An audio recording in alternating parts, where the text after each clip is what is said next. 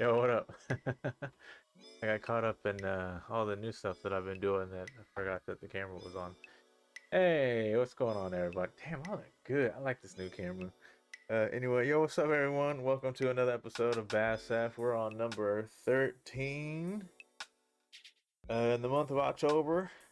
We're just gonna keep it spooky, and keep it paranormal. Uh, yeah, no, I went back on the kick to want to look into some aliens and be all about aliens and everything. So I'm on that today.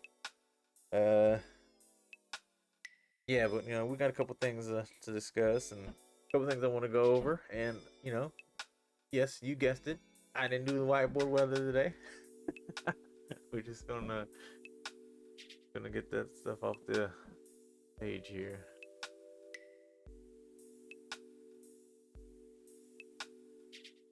All right, so that box, everything. Get into it, yeah.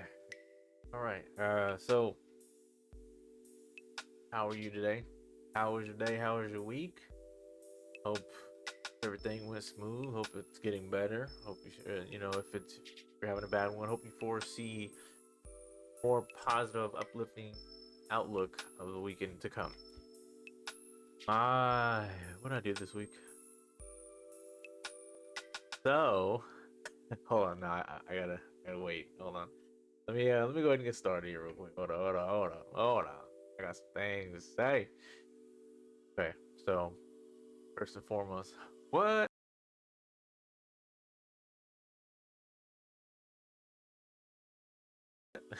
Hit you with that weather forecast just to end the rest of the month going into November for those in attendance. If you in the Wichita area, oh, yeah.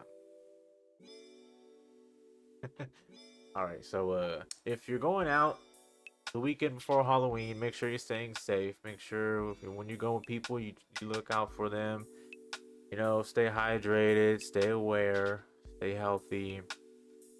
And then yes, on Halloween day, that Tuesday, it'll be cold. So if you're out trick or treating with your friends or your family or young ones, make sure they're dressed appropriately. Kids get cold faster than we do as adults, so make sure to look out for them. Try to get any reflectors if you're gonna be walking around outside. Get any reflectors. Get any flashlights so you're not draining your battery on your phone if you're using your phone for a flashlight. Trust me, go get that flashlight from your local Dillon's, Walmart, Ace Hardware, Home Depot. Who that? Who? Hold on. Gotta see. Toyo Haros. All right. Thanks for the follow. Appreciate you tuning in. Muchos gracias. Yo. Oh, hey, what's up? Just doing the intro. How's it going? Who is this?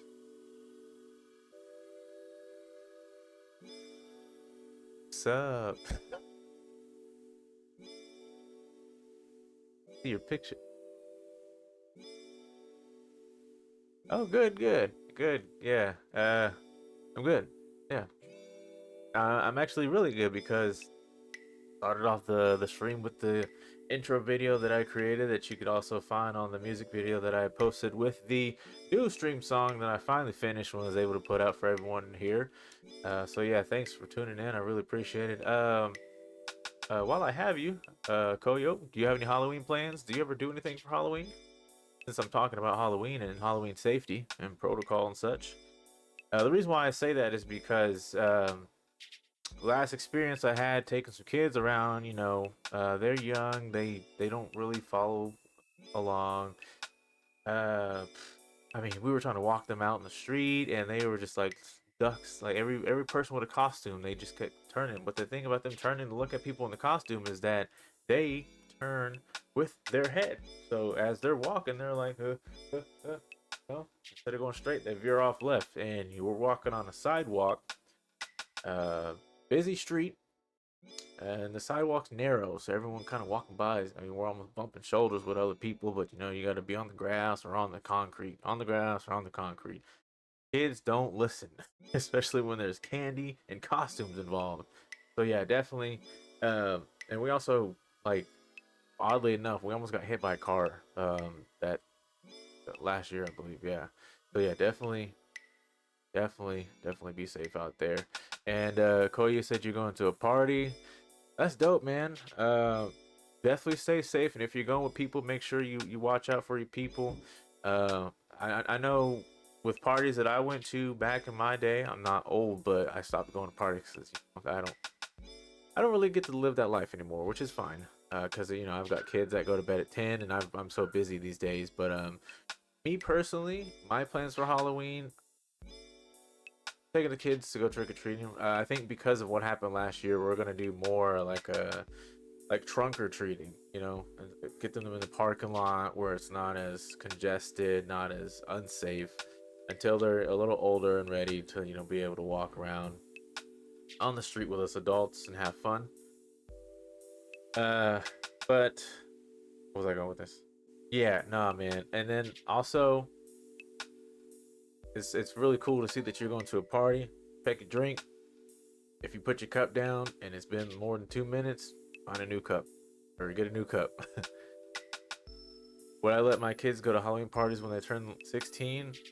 That's a good question because hell no. I mean, honestly, I don't know. I'd have to know what's going on and who's throwing the party. Because here's the thing that I want to implement as a parent. I'm still learning how to do it because I realized our parents did the same thing. I was kind of rebellious. Like I had a lot of responsibility put on me as a kid, so I wanted to do my own thing. But my dad was always putting my brother on me, which I now appreciate being older and now that he had passed. But and then also my other siblings. So like at 16, I knew what I wanted to get into, and I knew what my friends wanted to get into. I at 16 really wasn't the one who cared to drink. I didn't actually start drinking until I was like 17, 18. But I wanted to actually be around friends, have fun. But we all know there's always that. Usually, there's that one friend who's like, "Hey," and then here comes the peer pressure. I would want to make sure that I taught my kids how to say no and be firm about it, and also stick up for anyone who's being bossed around in that manner to be like peer pressured. And just like with a conversation that we won't get into, but I'll say it because we're on this topic. Sex. As long as you prepare your kid to be ready for what's to come, that's all you can do. Give them the tools to be ready to be in that situation. So the reason why I say sex is because when you're telling your kid, hey, watch out for your friends, watch out for people, blah blah blah, they're gonna be like, oh, whatever, whatever, whatever. And it's like, eh, you know, then you realize that they're not listening, and then things can go south. Prepare your kids by letting them know what can and can't happen. Ask them, try to engage with them, make scenarios like, what would you do? You know, because we most of us have lied to our parents. Most of us snuck out. Most of us have done things, and like even you're probably the good kid, and then sure, yeah. And you could be the good kid and things go right, but like there's that one friend, even an instant where your friends are all just kind of like, you guys are having a good night, everything's going right, and then next thing you know, something happens. What do you do? Make the call. Always allow your kids to understand, hey, if anything happens, call me. We will deal with the consequences later, but I'd rather you be safe and your friends be safe than to worrying about being in trouble. The first thing we want to make sure that anything is just that y'all are safe. Y'all be in trouble later. Like, because, with all the stuff with people, un- I guess the proper way to say it on stream is unaliving themselves. At a young age for bullying, cyberbullying, and then like, you have your group of friends or you go out alone and you're young and you get into a situation where you're alone with these people who have been bullying you. There's no telling what can happen. Like, man, kids and teenagers, they can be some of the worst people. But making that phone call when it needs to happen could change a whole lot. Could help a whole lot. So yeah, no, thanks for asking that question. I know I was very long-winded about it, but yeah, to put it bluntly, I'd have to really know what is going on at that party, and I think I'll have to. I would want to teach my kids how to check in. Give them freedom as you see fit, but like make sure they know to check in. I think that's a good way to stand by. From Germany, most of the guys in my age start drinking at 14. Now I'm 16. My friends already wilding. Gotta have that talk, of course. Okay, so from Germany, I've heard about the German party lifestyle and like, what's the? Can you tell me what the actual age limit to drinking is for Germany? Because I heard it was low. That's crazy. From Germany. Okay. Are you still in Germany or here?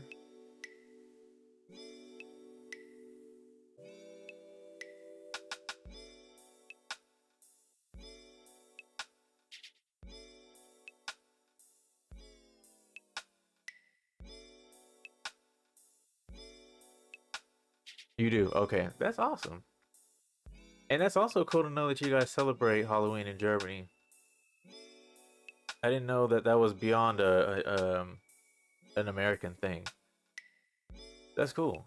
Do you ever costume? Do you ever dress up or anything, or you just show up and have fun? South Park characters with the homies. That's dope. All right. I kind of had to keep the page real quick to see who I was speaking to. I like what you're about. Uh, let's see. You're either going as Stan or Kyle. Which one?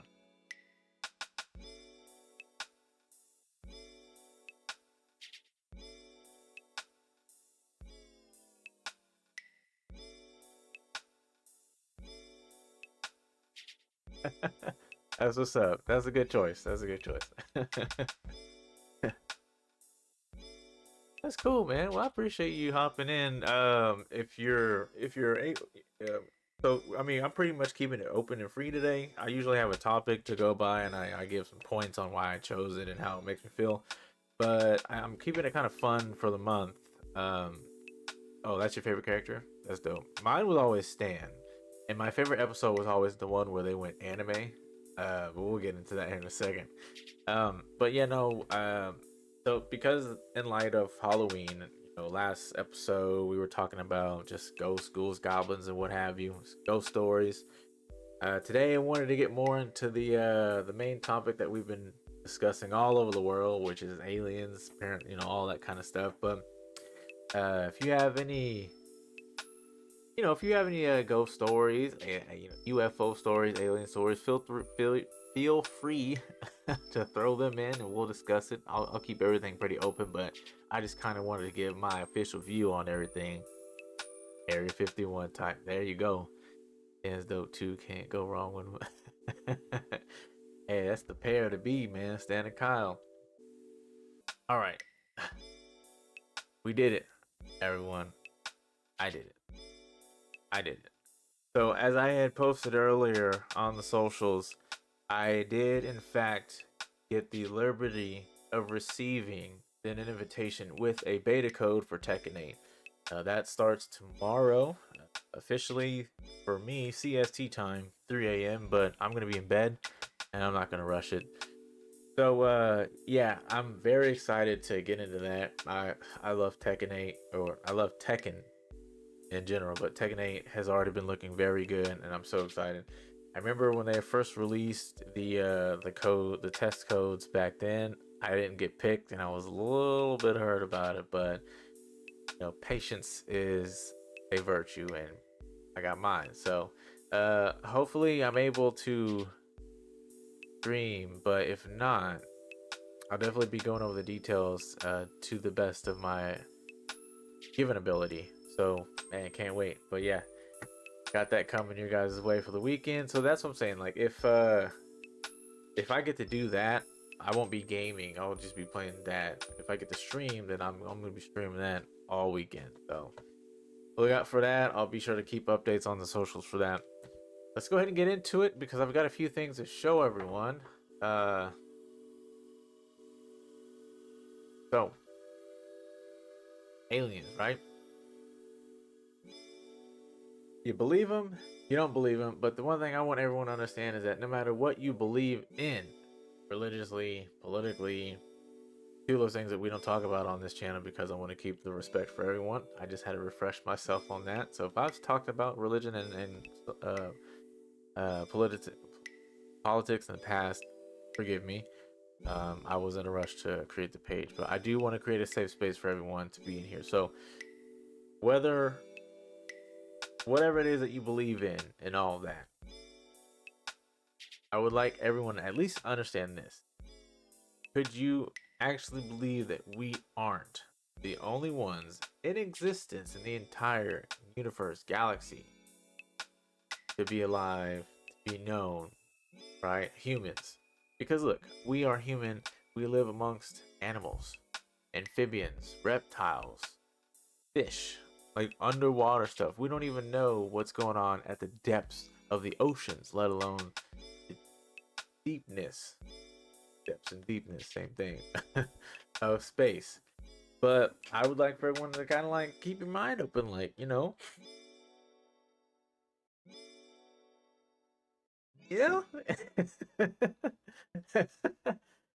So, okay, here's my thing. I'll say this again, I'll say it every chance I get. I've always believed that there was something out there. When I started being able to understand what I was seeing in the media, like on TV and everything, I started to understand, like, there are caricatures of how we have portrayed and perceived aliens, UFOs over time. But the more research I've done and just like understanding the cover ups that's been happening over time, right? I've been very, very interested, intrigued to understand what's beyond our atmosphere, uh, from the world's beyond, right? So, I have a few links,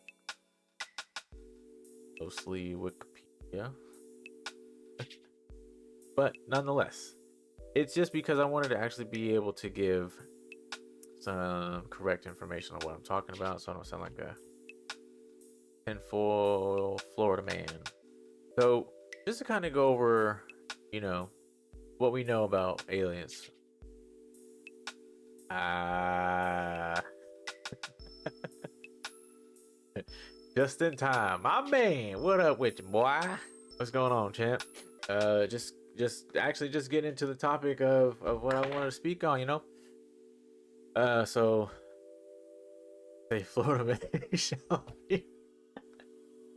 That's where you stemming from? Oh man, my boy a gator wrestler. But no, so for anyone that's been hearing about aliens as you've come to grow in age with this lifetime, I don't know where you started to hear them. I don't know how you came about understanding that they even exist in any way, shape, or form. But for me, as a kid, I learned by media, as I just specified. Seeing them in cartoons and art, and then movies, in every way, shape, or form they've been portrayed. It's always come down to the fact that we know them to be the elongated head having, bulging wide, black, no pupil eye having, slender man body having, either green or gray entity, specimen, thing. Yeah. It all comes down to that. The weird thing is that when the press first got wind of the existence of not only aliens but the UFOs that they've flown in on, we knew them to be gray. How they became green, I don't know. But it went from knowing about aliens to the crash sites, to the UFOs, and then to drawing them out, and we want the truth, man. And then eventually they became a caricature on their own by making them seem like they're hippies. You may have known from when I was growing up, I would always see aliens like, they got like a weed cigarette in their mouth, they're hitting a bong, they're doing the peace sign, peace and love, because that was the area where everything blew up. But like I really think that they pressed for the issue to be that aliens are just an imagination of a stoner's mind, and that's not right because what I have for y'all here, in Aurora, Texas. Um, and this is from Wikipedia, so if I'm wrong, I'm wrong. There was actually a UFO crash and sighting before Roswell. Roswell was 45. Let me get correct here. 47. So the Roswell incident, known as the Roswell UFO crash, was dated back in June and July of 1947, right? 50 years before that, we actually had one recorded but also thrown under the rug in Aurora, Texas. So that was April 17th, 1897. According to locals and some people on the farm, a UFO actually crashed into, what was it, a windmill. Let's see. Article written by S.E. Hayden described the UFO crash. The UFO is said to have hit a windmill on the property of Judge J.S. Proctor 2 days earlier at around 6 a.m. CST, resulting in its crash. The pilot, who was reported to be not of this world and a Martian, according to a reported Army Signal Service officer named T.J. Weems from nearby Fort Worth. That was pretty close. Did not survive the crash and was buried. So the pilot was recorded to not have survived and was buried with Christian rites at a nearby Aurora cemetery. They even have Alright, so as far as the wreckage goes, the crash site dumped it into a nearby well located under the damaged windmill, while some ended up with the alien in the grave. I didn't actually read this until just now. That's insane. But okay, so adding to the mystery was the story of Mr. Brawley Oates, who purchased Mr. Proctor's property around 1935. Oates cleaned out the debris from the well in order to use it as a water source, but later developed an extremely severe case of arthritis, which he claimed to be the result of contaminated water from the wreckage dumped in the well.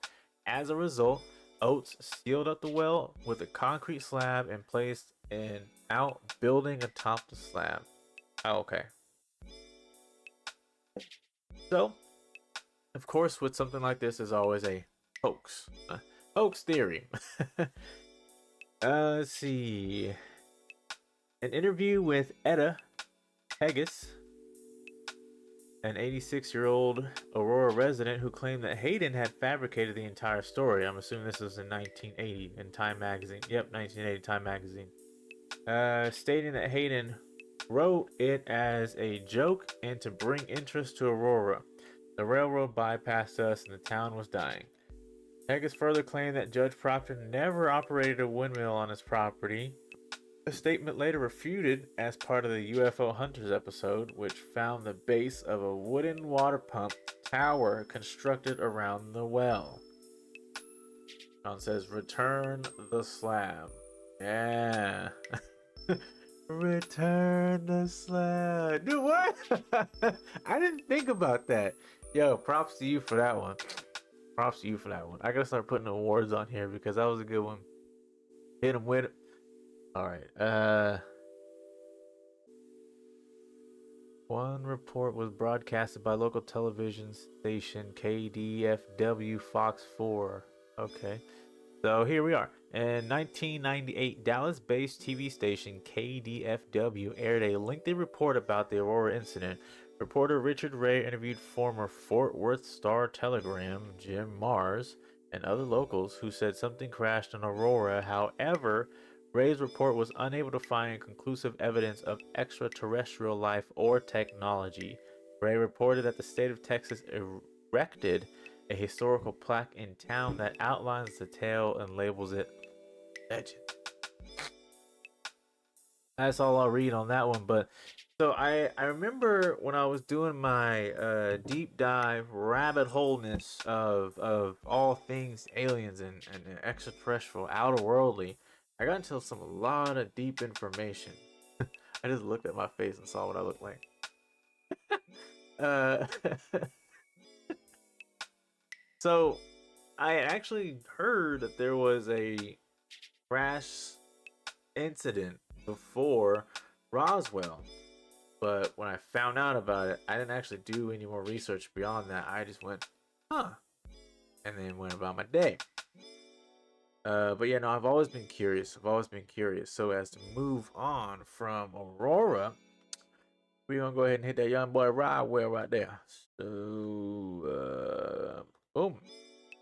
Back at it again with a Wikipedia page. Roswell was July 1947. Recovery of metallic and rubber debris from a crashed military balloon, so they say. I remember them actually saying, like, the one thing that recurs with the Roswell incident was that it was a supposed weather balloon incident, right? But there were records that it was a flying disc, not a balloon. Two shapes that are discernible big time. Like, it kind of makes me think of the whole line, the Superman line, it's a bird, it's a plane, oh my god, it's a, can y'all see? Like, get the sun out of your eyes, turn the angle, put your hand up, like, what are y'all doing? Act like you know shapes, damn it. And no distances, because a plane don't do this, right? All right, so disc and balloon don't do this, right? Unless you like put it in your mouth and go to blow it. You blower. But you know, and it was easy to convince people up until I really want to say the 90s, because y'all no, the 70s. I'll give it to you, the 70s. Yeah, I'm a 90s baby, that's why I'm trying to, show some love. But the 70s, everyone was starting to be like, hey, wait a second, y'all not making sense here, I start catching up, and won't get into it because that's politics, but we woke now. All right, back to the issue at hand here. Decades later, I don't want to read that. Roswell incident took place during the flying disc craze of 1947, sparked by widespread media coverage of pilot Kenneth Arnold's alleged sighting. Amid hundreds of reports nationwide, on July 8, 1947, Roswell Army Airfield's press release was broadcast via wire transmission. The Army quickly retracted the release, falsely stating the crashed object was merely a conventional weather balloon. See, won't go into it, but see, you can't just put something out and then be like, oh no, let's not pull that. I'll just say somebody was crazy. Whoever said it first, you're crazy for the rest of your life. Look, I get it, kinda. But here's the thing. You have to allow people to that process to take that kind of information in. The reason why I say that is because when you're telling people the truth, or when you're prepared to tell people the truth, but you're like, nah, they can't handle it, right? That's understandable, but you have to find ways to allow people to get to that point, or just be like, okay, agree to disagree. No, you're fully taking away the trust in mankind, and you're like, nah, you can't handle it. You don't deserve it. Not even a little bit. Like, but here's the thing. You say it doesn't exist, so you throw it in media and then call it fiction. To me, that's just kind of, like, it'll work on a simple mind, but when you're trying to make someone not believe it, you don't allow it to actually even be a thing. So, that's just the way I think about it, but, whatever. All right, so the incident was forgotten until 1978. So another 31 years later, when retired Lieutenant Colonel Jesse Marcel was interviewed by ufologist Stanton Friedman. In that interview, Marcel revealed the weather balloon had been a cover story to divert public attention. Based on this, Marcel speculated that the debris might have been extraterrestrial origin. All right, so to move from there, a good segue that I feel. Read more about it if you're curious about what really happened the day and the time of 1947's Roswell incident. I remember watching something, can't remember where it was, but they went into depth about it, and to know. So just to say this, how quickly they got up every grain of the crash itself. Nothing was left. And they even have pictures that are all over the internet of who who was piloting at the time of that crash. Who or what, I should say. But you know, the reports, and now with the picture circulating, because like what is it, the Navy, Air Force or Navy, they're starting to like release more now, but over time things have been released, I think due to like Supreme Court cases and all that. I'm not sure, not a professional on that, but uh reports were stating that what would eventually come from the UFO that crashed in Roswell was not human. They were like 3.5 foot beings that had noticeable differences from humans. No nose, just nose holes. No ears, just ear holes. No hair, just skin. Short, skinny. No clothes. Did they have clothes? Hold on. Debris recovered. When WW Mac Brazel discovered debris scattered across several acres of his ranch in mid-June, he did not view the tinfoil, rubber, tape, and thin wooden beams as unusual. Brazel gathered it and pushed it under some brush to dispose of it. The ranch had no phone or radio, leaving Brazel unaware of the ongoing flying saucer craze. On a Saturday evening, July. So what this is saying is that the crash was so wide span. I'm assuming the army didn't actually get to everything. They didn't realize that it had hit someone's ranch, like spanning acres, it says. On Saturday evening, July 5th, he drove into Corona, New Mexico, where patrons at a local bar informed him of a flying disc stories. Later, he transported some of the silvery debris to the sheriff's office in Roswell. Sheriff George Wilcox called Roswell Army Airfield, RAAF, who assigned the matter to Major Jesse Marcel and Captain Sheridan Cavett. Brazel took Marcel and Cavett to the debris site to gather more of the material. Okay, so seems like the extraction wasn't completed. They forgot some areas, but I don't know why they didn't do that.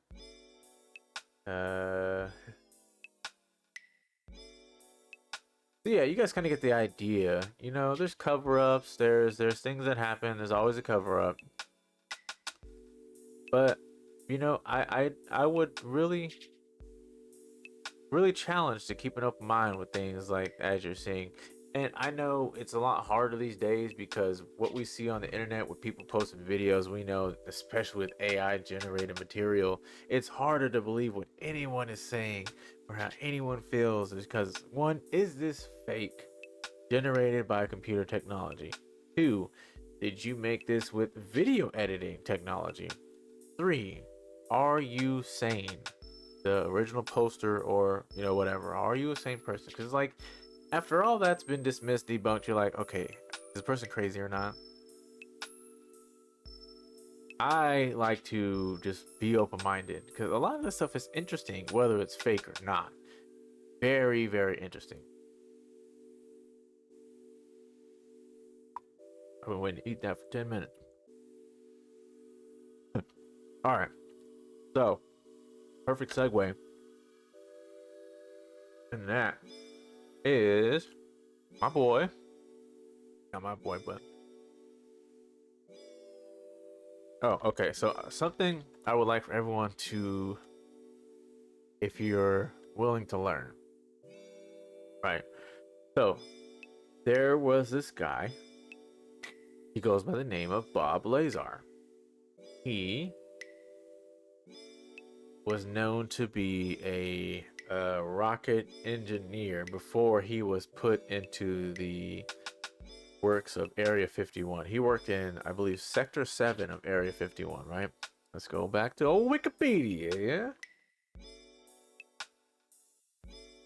yeah? So Yeah, he was big on science, and from what I remember, like researching and watching, because there's a video, I think there's an actual film on him and what he's about. Yep, Bob Lazar, Area 51, and flying saucers. Right, you can find that on YouTube. Oh, there's two. No, there's one. Why are they showing it in two different years? Anyway, so when he was growing up, he was known to. I think one of the big ones that I remember is that he actually put rocket thrusters on his car, and that got the attention of some bigwigs in Area 51 and Sector 7. They got a hold of him, gave him an offer for a position. He went to MIT for electronics. And so like he's doing this thing, riding around the city with this rocket thruster equipped vehicle. They offered him the position, took him in, showed him what was up. He actually started working on propulsion, and that's because of what they found from Roswell and other sites, mainly Roswell. The crazy thing that I remember him saying, jet powered cars, right here in 1982. This assertion was echoed by a local journalist who interviewed Lazar about his interest in jet powered cars in 1982. Yeah, he was dubbed a physicist when he was younger. But anyway, so yes, it is. That's dope. I mean, like to be a kid and put rockets on your cars, dude. Like we did that with Hot Wheels. This man did it with a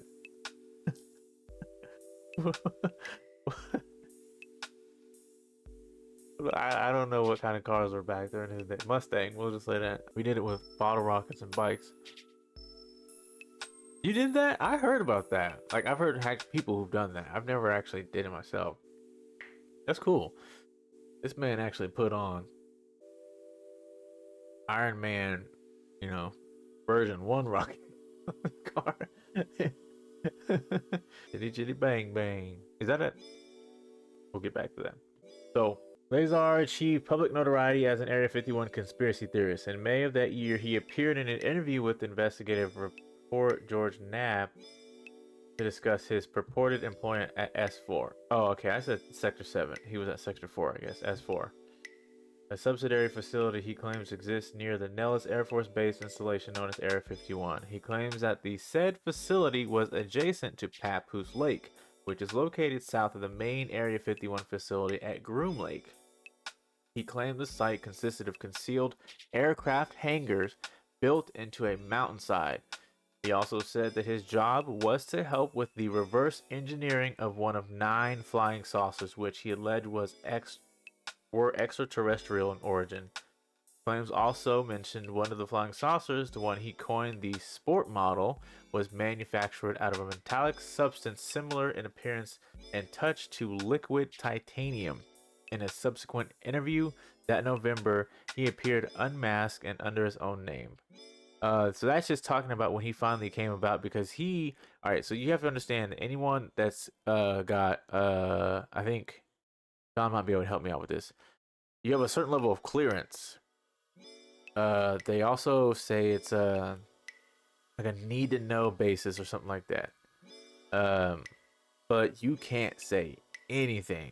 It's beyond like it makes NDAs look like child's play. I'll say that. It's super serious. So like when you get to that point, it's hush hush, or you get hush hushed, right? So conversation for another day. Moving on. He, being the scientist, the physicist that he was coined to be, like, you're so interested in this kind of stuff, like you want to talk about it, you want to say it. So I guess when he was actually on an interview at one point in time, he had mentioned it, and because he went public about it, so much. You have like, and he would draw. The thing that he does is that he can actually still to this day draw out what things look like, and it's dope, because for someone to be able to do that, have all the information, and then you can actually prove it, location, what's actually known to come out of there with what little information has been provided.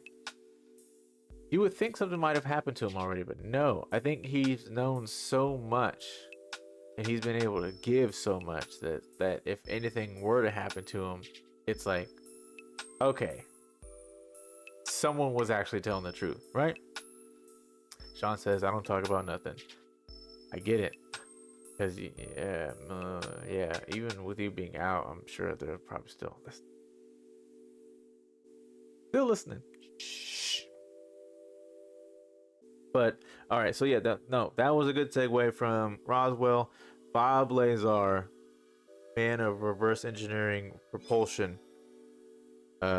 He went into a lot more detail about it than I can actually provide at this time because, I wanted to keep things open.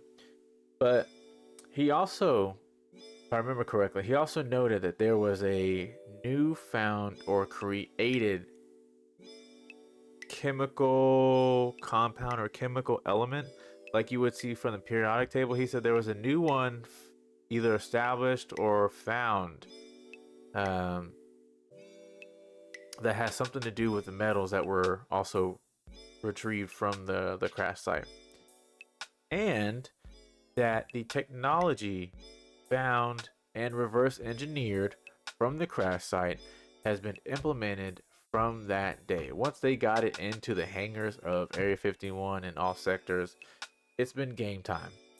So to put that in perspective, you may have known that there is a time travel theory where people have been going back in time. One that I know in particular was that there's a theory where someone was in like the audience of a boxing match and they had what appeared to be a white iPhone, like an iPhone 13 or 14 or something like that. Camera and everything. Like everyone's got the big, super huge cameras taking pictures. They got the. I don't think the flash Polaroids were there. The disposable cameras. I don't think they were at the time. But then you have someone just doing this, just right there in the middle of the crowd, and it's slim and slender. Like it's just a standout for sure. So I mean, it could have been doctored, but there was that theory. So the reason why I say that is because the technology that was retrieved and reverse engineered is known to be 100 years ahead of its time, our time. So he was also saying the technology found is 100 years ahead of us. The technology that we are able to use that's released, like let's say next year the iPhone. What are you guys on now? 25. The new iPhone. Let's say the new iPhone comes out, right? But they have actually new stuff. They're not just like, oh, it's sleek and new and it's got metal, got titanium. There's actually new um, features to it. Let's say it's new technology to our time, right? They, heck if I know, right? Between Samsung and iPhone, it's like, what are y'all on? 56? They're saying, okay, let's say, all right, picture this, right? They're now saying that flying cars are actually, you can purchase them now. Like you can put in the what do they call them, pre-order to get one. When do y'all remember how far back we were talking about flying cars? Like how we were talking about the 2020s, the year of 2000s. We were supposed to have flying cars by 2010, 2012. We're 2023, and we just now got one, right? So Roswell was back in 47. Aurora was back in 87 or 89, one of them. But you see, like they are finally giving us the opportunity to enjoy a flying vehicle as we have seen in the media, movies, TV, cartoons, you have it, you name it, sci-fi, right?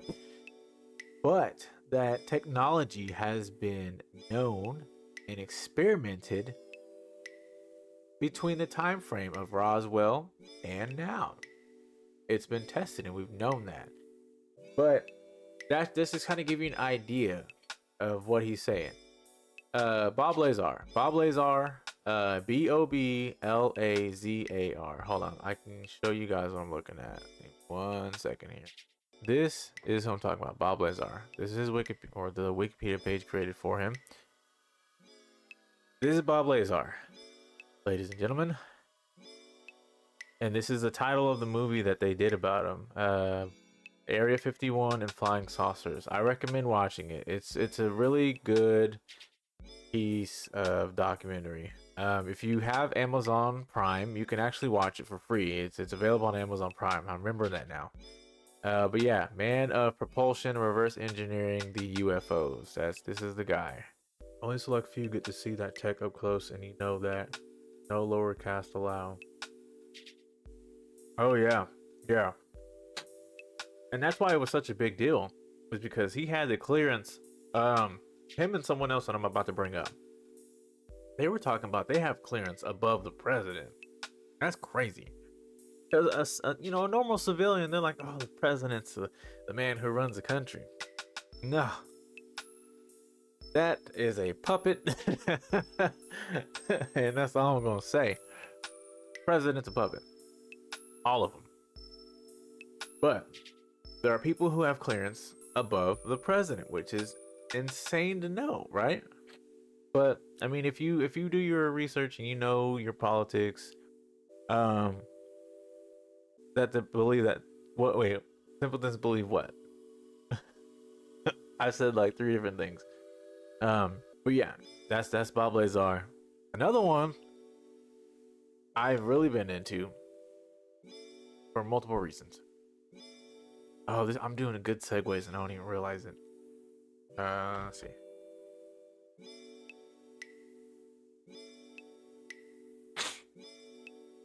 The ideal American family believes the president. Oh yeah, yeah,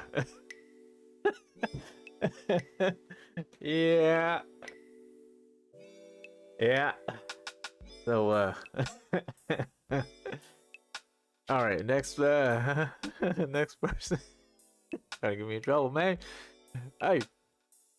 All right, next person I want to show you guys. I'll go ahead and flip this back over here, right? All right, this person right here. This guy, Stephen M. Greer. What's up? Oh, cool. Thank you. Sweet. Just got dinner. Ignore this hunk of a man right here. I have no idea who this is, or this kind face right here. This man up top, minus him and him. This guy, Stephen M. Greer. All right, so the reason why I talk about him is because he is also into the unknown, as we call it. Okay. All right, so Stephen M. Greer. I love them, but Red and Kitty. Huh? Okay. So as far as I know about him, he actually also worked pretty high in the government as well. I forget what he was. Let's find out, right? He's a retired physician who founded the Center of Study. What did he? Okay, I'm not sure what he did. I'll move past it, but yeah. So, oh, that's what it was. Okay, he was a he would brief the CIA of stuff that was, running around. Whistle. Okay, I'll just read it. I can't even get it out. In 1993, Greer founded the Disclosure Project, the goal of which is to publicly disclose the government's alleged knowledge of UFOs, extraterrestrial intelligence, and advanced energy and propulsion systems. Greer describes the Disclosure Project as an effort to grant amnesty to government whistleblowers willing to violate their security oaths by sharing classified information about UFOs. This dude is the GOAT. I didn't even know that. Greer claims to have briefed a CIA director, James Woolsey, at a dinner party, although Woolsey disputes the accuracy of Greer's claims. Greer also appeared in Larry King's TV special in 1994 of October, The UFO Cover-Up. He also, in May of 2001, held a press conference at the National Press Club in Washington, D.C. that featured 20 retired Air Force, Federal Aviation Administration, and intelligence officers. So this guy has his badge for sure. Put a stamp on it. The reason why I bring him up is because, as again, he also founded. I was saying it earlier. It's a long. Here we go. Center of the Study of Extraterrestrial Intelligence. C. SETI in 1990 to create a diplomatic and research-based initiative to contact extraterrestrial civilizations. He also is the originator of the group defined as CE5, or Close Encounters of the Fifth Kind. Cool thing I found out about this is that as I was doing my deep dive, transitioning into the different dimensions and realms of spirituality, he comes about because what he does is the same thing. And in meditation, it's the CE5 protocol. What he does is that he'll get a group of people, and this is actually known. People do this to this day. They're so like he had at one point in time got a group of people. They sat in a circle, they held hands, they meditated, and then someone was on the outside of that ring that people were sitting in that was formed. They were taking pictures and then doing recordings and everything, and they actually got some. I think it's good stuff, but to each their own to judge.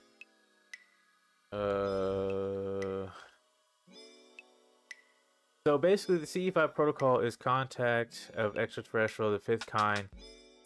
There's like levels. There's 1, 2, 3, 4, and 5. Hold on, let's look at that first. I wanna see that. CE levels.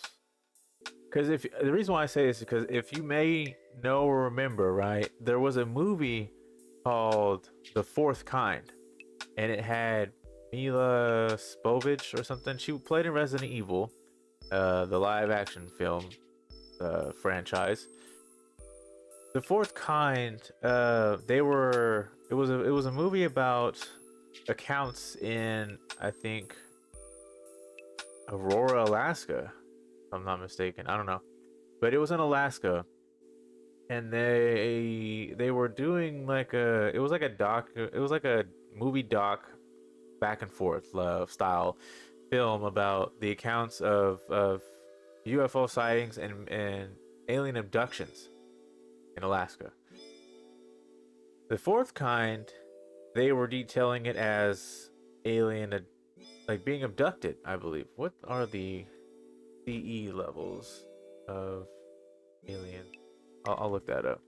All right, so here we are. First encounter of the close encounter of the first kind is visual sightings of a UFO about 500 feet away.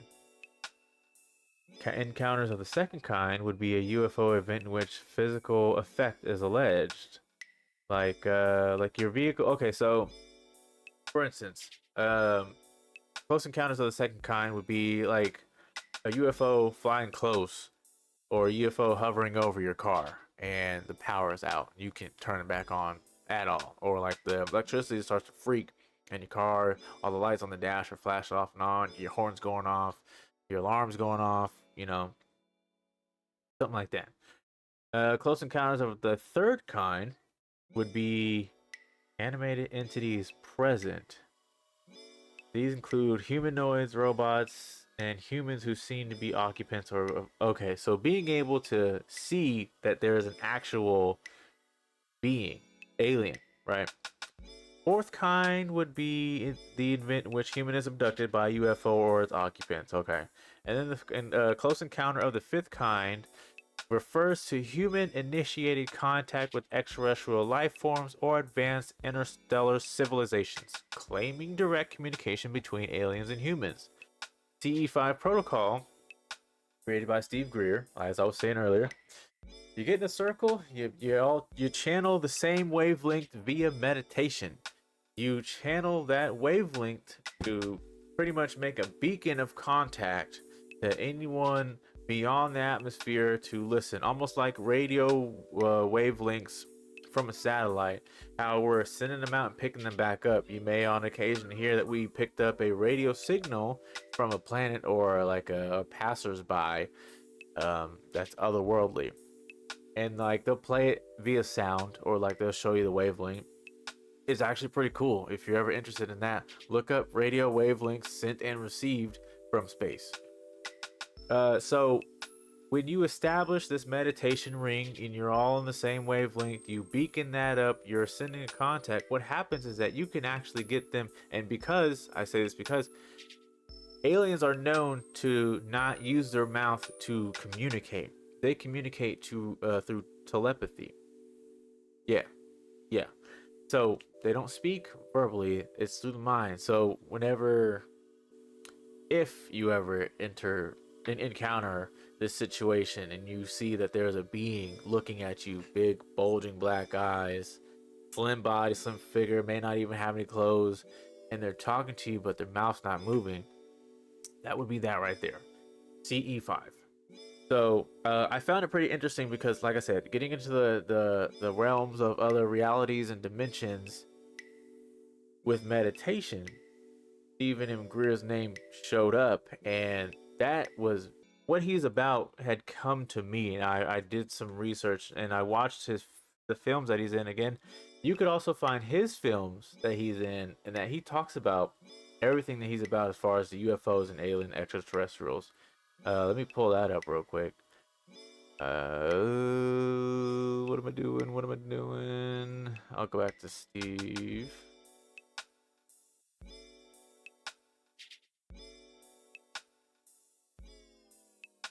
One that really got to me in a good way was Unacknowledged. Close Encounters of the Fifth Kind. That was released in. Wait, is that even out yet?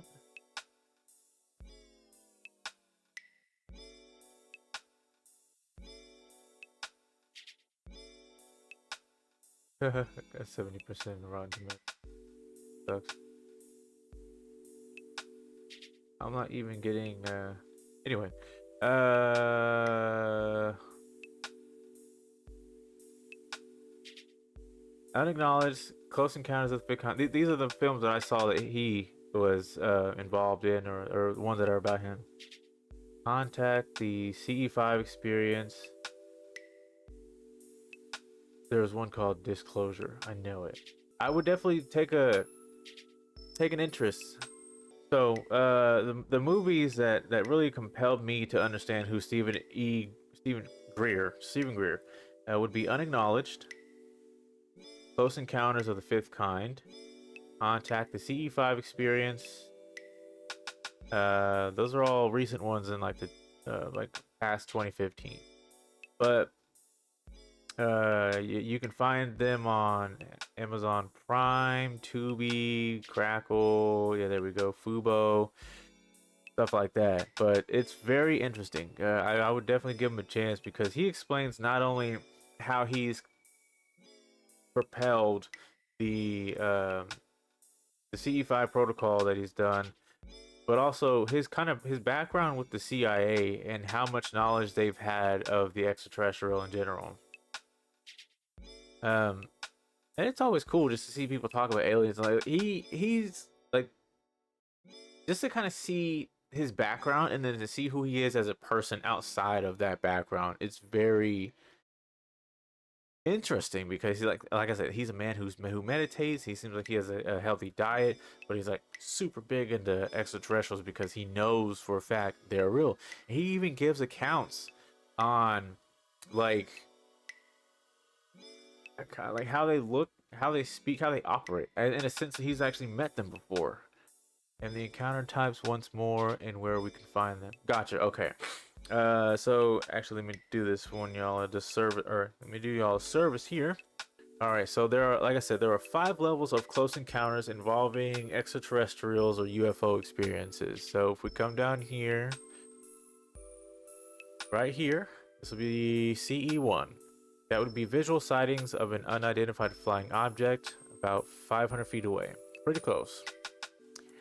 Going into CE2, this is where there is a physical effect from said UFO sighting, like scorched ground, vegetation affected, like car malfunctioning. Like, say, if you feel like there's one hovering over you, or there's one that flew past you, the alarms might go off while you're in it or outside of it. You know, battery might drain tremendously to where you can't even turn it on, stuff like that. CE3, that would be where you can actually see the humanoids, robots, humans who seem to be occupants of UFOs. We come down here to CE4. I was referring to the movie The Fourth Kind earlier. But that would be where you're pretty much abducted by UFO or its occupants, right? And then CE5 would be being able to initiate contact with extraterrestrial life forms or advanced interstellar civilizations claiming direct communication between aliens and humans. That would be your CE close encounter levels. But yeah, no, I found it just super, super interesting once I started to learn more and more and more about it. Like just coming from Bob Lazar to Stephen Greer about the cover-ups, about like how much is known by the not only the public but the government, by just like how much interaction that we've had. And then I started to remember. There was actually another documentary I watched. I can't remember where it was, but you can find it on YouTube if you just search. I did it last night. Aliens in the hieroglyphics. So there have been cave drawing sightings in caves. There's been hieroglyphic sightings in caves and pyramids, to where there has been aid or presence of extraterrestrial life.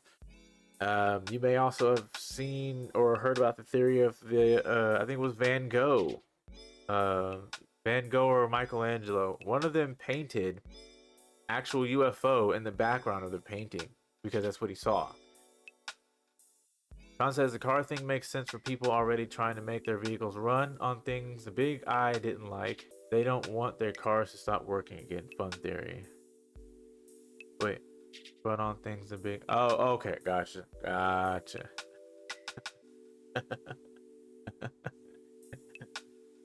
So oh, actually, I do want to see that painting.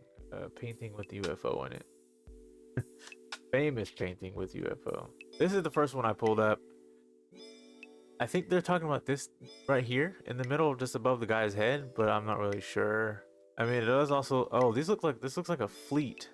The clouds kind of look like a fleet of UFOs, but they also just kind of look like clouds. Wait, does this person have wings? Okay, somebody whoever painted this might have been tripping. I don't know.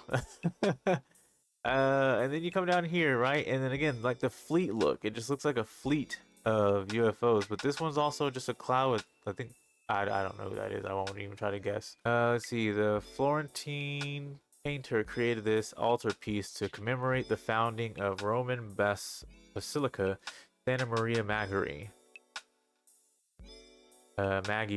Sorry. Legend has it that the church's site was chosen by the Virgin Mary herself, who caused snow to fall on the exact spot on the Escalon Hill in the summer of 352. Let's see. This one's kind of. I didn't actually see this one. James Legrand. Lou de Bonmire. That's French. 1430. I don't really know what these are, but it looks like a fleet a fleet of UFOs, but it looks like they're actually beaming something, or like they're just like kind of flames coming out. That's pretty cool. This was one of the the famous ones. Okay, the Madonna was Saint Giovannino by Domenico Ghirlandaio. Oh, anyway. So yeah, there's this like little speck back here, and it looks like someone was also painted looking at it, and I think this looks like an explosion of some sorts. Like there was a battle going on, like a dogfight going on in the sky. Space for a butt. Right here. I don't see the UFO in this one, but okay. This one kind of depicts that there is a town of angels. See, this is also pretty cool too, because I've heard that. So just to kind of give like a theory, there was a theory that angels had lived amongst humans and actually reproduced with them. That was also pretty cool. But yeah, it looks like there's a city being attacked by a UFO or something. This has a whole line going from this hole to the UFO. That's crazy. Huh. Okay. Oh, that one's kind of morbid. That's cool though. That one looks dope. Yeah, anyway. More images. You can Google them yourselves, but there's also, yeah, like this one right here, the Madonna. Like if you look close up, that one's dope. That one's dope. Let's see. I'll show you guys this one while I have this pulled up. UFO cave drawings. So this is what I mean. Hieroglyphics and cave drawings depicting that there was actually presence of extraterrestrial life. Let's kind of go through them here.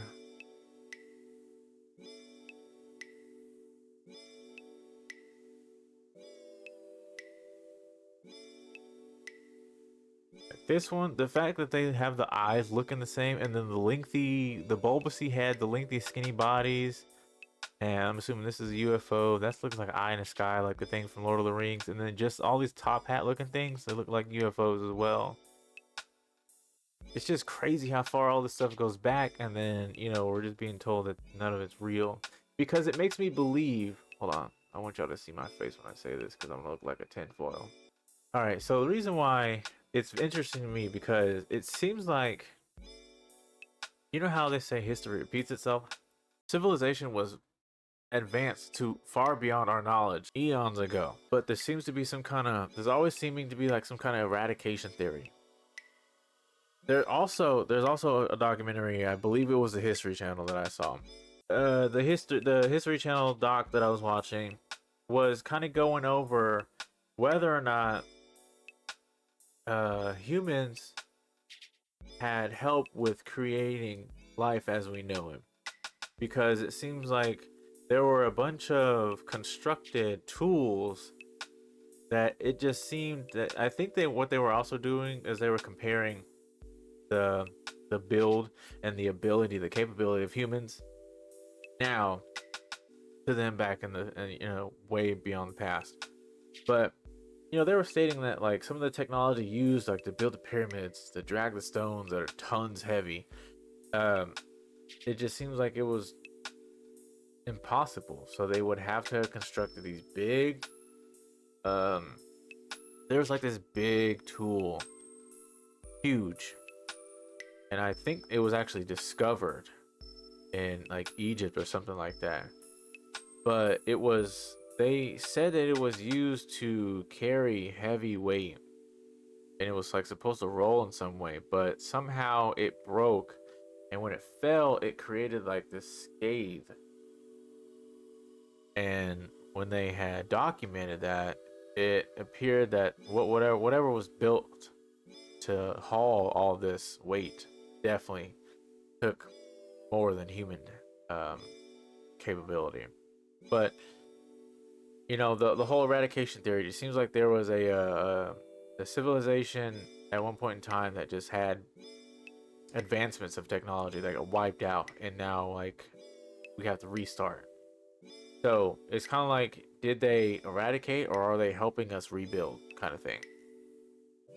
Some open theories that I've had that I've kind of pondered with over time, but you know, I won't get too deep into it. So another person I wanted to talk to y'all about when it comes to aliens and stuff. My etiquette with eating, I don't know why it's bad right now. I apologize. I'm way better. I'm way better. Forgive me. That was so. I'm disgusted myself. All right. So another person that I really found interest in, and this was like in the middle of my deep dive of extraterrestrial existence. Stan Romanek. He has books. He also has a again on Amazon Prime. There's a doc film about him. I'll pull it up right here. So he is in the movie called Extraordinary: The Stan Romanek Story. I think I actually ended up watching this on YouTube, but I'm sure you can find it on what do you call it? Freaking Amazon Prime. Yeah. So anyway, this man right here, I'll kind of give you an insight of who he was. So I can't remember what he did for a living. I like that his middle name is Tiger. Uh, documented con artist and sex offender. Okay, there's a reason for that, and I was actually gonna get to that. Being dressed in women's clothing by aliens and to have fathered human alien hybrid offspring. What? Okay, that's just super. That's just out of left field for sure. I don't even know this man, but I'm like, what? Anyway, I don't really remember what he did as a profession before this all blew up, right? I'll leave that right here. So anyway, what he did, like as he was working, he lived with his wife, and I was also just to kind of give you an idea of where I was with the deep dive of all this stuff. This was also around the time I was looking at Skinwalker stuff when Skinwalker stuff was starting to become popular. It's super popular now, but like I want to say 5 years ago. Yeah, about 6 years ago. Like there was more talk of Skinwalkers and Skinwalker Ranch and cryptids and all that stuff was starting to like really blow up. So Dan Romanek, he was pretty much in contact with with an extraterrestrial. So he had a home with his wife.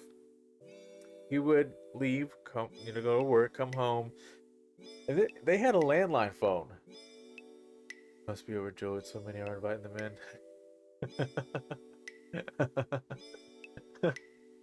So look, they're at their house. They had a landline phone, and he also had a computer. But we'll get to the computer part later.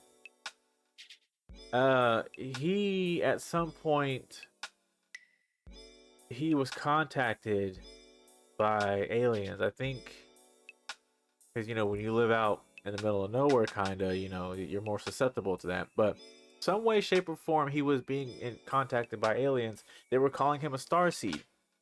If you're familiar with starseed, you know what I'm talking about. If not, that's a title bestowed upon you that like there is like potential in you to do more than what you're doing with your basic human capabilities. Like you have something about you that goes beyond the normal comprehension and function of a human. But you'll have to do more research on that yourself because I don't really know how to define or give you any detail on starseed. I knew about it, looked it up, thought it was cool, didn't get into it anymore. But now I'm saying it, I kind of want to go look back into it. So we'll do it together.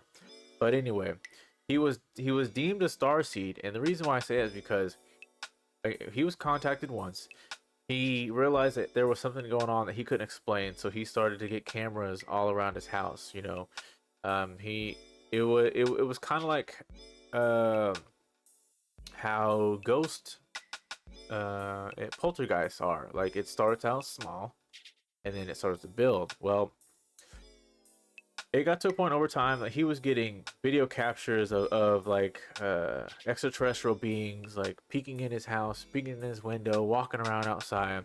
At one point, he even got something like an outdoor camera. He saw because it was aiming down from like the top side of his house. It was aiming down like at a trash can or like the side of the driveway. But you see this bright light, and it just kind of like gets brighter as if something was hovering over and just got closer. Something happened with his power and it like shut off that camera and that camera alone. I think he lost not only the feed but the video for the day or something like that. But with the landline phone, like he would get a call at night and it would sound like a kid's voice. Now, the phone calls, they were very short at first because they were telling him that they're listening, that they're trying to catch us, they're listening. It almost sounded like kids that needed help, like they were in danger. They had a kid's voice, but they're, like it started out, the phone calls would be like 15, 30 seconds. And then he was saying that he would eventually, he got to a point to where he almost had like, I think, a 30-minute phone call at one point in time. But uh they would be like, oh, starseed, starseed, starseed, this and that, there's so much to tell you, there's so much for you to learn. And it not only it was him talking to the extraterrestrial on the other side through the landline, it was his wife too. Like they'd be on speakerphone, like a three-way kind of thing. But the thing is that like it was either, you know, like when the call would happen, you could tell that there was a connection stability issue because you could hear it crackling, almost like if you remember landlines or like back when cell phones had more, as we know it, connection to the service lines. You hear that crackle, that means somebody's on the other end listening. But to channel that connection externally, almost to kind of bridge it, you can hear it as well.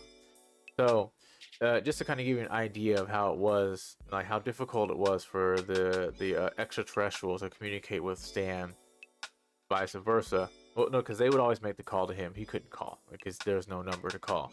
They would bridge the connection. They would pretty much kind of like steal it and move it out the way so they can connect directly to him to call him, right? So he would have phone calls with the one entity, and it's sometimes they'd be like, oh, they're listening, they're watching, they're coming, and then sometimes they would click. They wouldn't even get a goodbye. Sometimes they get a goodbye, sometimes they'd be like, oh wait, no, and he'd have to wait until the next time they call. What captivated me the most is that, you could say that his videos were edited, fabricated, doctored, or whatever, because there's like one point in the video where like he said he has the camera, and there's a camera like facing. He said it's in the hallway and it's facing out the window. I can't remember if it's like the kitchen window or something like that, but like he has it pointing out like it's like in a hallway and it's looking out at like a kitchen window or something like that. But in the window, like you see this kind of like alien head just kind of like bob up like this and just like kind of look around, and then like it's gone.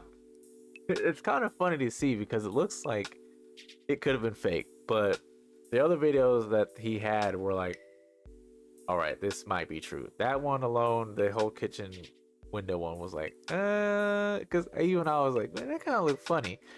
But, um, what was I saying? Oh yeah, so okay, so he would not only engage with the extraterrestrial being, he would speak on it. I think what got him in trouble is that he wrote a book about it. It was published, and then he was approached by the government. They were trying to convince him, I believe, to retract his statements from the book or like just remove it from the shelves completely. Of course, he was like, nah. What happened was is that his computer got hacked. Um, and the thing was that he would, so like you can change the macro of how your computer operates. I think he was operating on Windows XP at the time because he had the generic background with the hill. Yeah, so every time he went to click something, a message popped up and almost like a threatening tone. Like, hey, this is your last chance, blah blah blah blah blah. We'll take you down, blah, this and that. So he actually ends up being convicted on a child pornography case. They launched an invest. I'll read it for you right here because I have it pulled up. On February 13th, 2014, Romanek was arrested after turning himself in at the Larimer County Jail on charges of possessing and distributing child pornography. The outcome of an 8-month investigation launched by U.S. Department of Homeland Security. More than 300 images as well as videos files depicting child pornography were found on Romanek's computers. After appearing at the Larimer County Courthouse, Romanek was released on a $20,000 personal recognizance bond. I've never actually seen that word typed out before. In March 2016, Romanek pleaded not guilty to both charges after refusing a plea deal from the 8th Judicial DA's office. On August 8, 2017, he was found guilty of felony possession of the porn, but not guilty of distribution of the porn. Sentencing was held on the 14th of December in 2017, where he would serve 2 years in Larimer County Community Corrections halfway house and to register as a sex offender. He reportedly to jail to wait for space to become available at the facility. As the sex offender, he is now subject to 10 years of intensive supervised probation, not allowed to use computers or electronics devices unmonitored, or not allowed contact with children under the age of 18. In February 2014, Romanek's wife Lisa said, "We will be taking ufology into the courtroom." After the trial, their defense attorneys, Colorado law firm McClintock, McClintock, anyway, stated that they did not do this because it was not relevant to the case. They advised Romanek to appeal the conviction and hire a new defense. So, from what I remember from the film, is that I think he was. I don't even remember him actually turning himself in. I remember hearing that they raided his house and took his computer, or like they sent it to the. They sent it to the police. They sent like stuff that he had on his computer to the police. They came, picked it up, found out that there was actual stuff on there. Like right here, Romanek made public allegations that the government that had planted the evidence on his computer at the sentencing hearing. Deputy District Attorney Joshua Ritter accused him of deception to try to place blame on others and doctoring evidence in the form of videos falsely alleging that his computer had been hacked. Ritter disclosed that Romanek had even tried to frame his stepson Jacob Shattuck for placing the pornography on the computer. The prosecutor pointed out that even the defense team would not allow such fabricated evidence into the courtroom. But from what I remember is that, like, yeah, they kind of rated him for it, and it's just kind of a weird situation to be in like that, because if you have all this information and you want to share it in a positive way, you know, then you're getting flagged down like this, and then your life and future is tarnished because you just wanted to share the wealth, and that wealth is knowledge. Gonna lay down and listen and type here and there. I'm tired from skating last night. Oh, okay, that's all good, man. If you end up falling asleep, I appreciate you stopping in as always. Skating, roller skating or skateboarding? Oh, we got Keys in the building. What up, Keys? All right, Key says, "This is gonna make me sound like a religious nut, but I do believe God made aliens or other forms of life in different galaxies or different parts of our galaxy. But I think the ones here are posing as aliens but are dark entities. Also, I wholeheartedly believe the government set that man up." I'm not alone in this. And look, for anyone that doesn't believe what I'm saying, what Keys feels, or the story that I've depicted on Stan Romanek, Bob Lazar. Well, Bob Lazar, they messed with him. I didn't even actually get into that. Bob Lazar was actually harassed by the government because of what he knew, what he was saying. He went on, I remember now, he went on live TV talking about it. They harassed him. He actually went into hiding for a little bit. It was about 5 or 6 years ago where he came out and he was like, "Hey, yo, I got something to say." He had a he had an Ice Cube on NWA type stuff, you know. But with Stan Romanek's story, read his book. I really would advise to go watch the the video, the documentary about him. It's very captivating because not only is it interesting to see how he really interacted with some kind of being, you know, whether you believe it was a being or not, maybe somebody was playing tricks on him. But the fact, like the way he did it, and like just like not the conveniency, like the consecutiveness of how the communications went about, very interesting.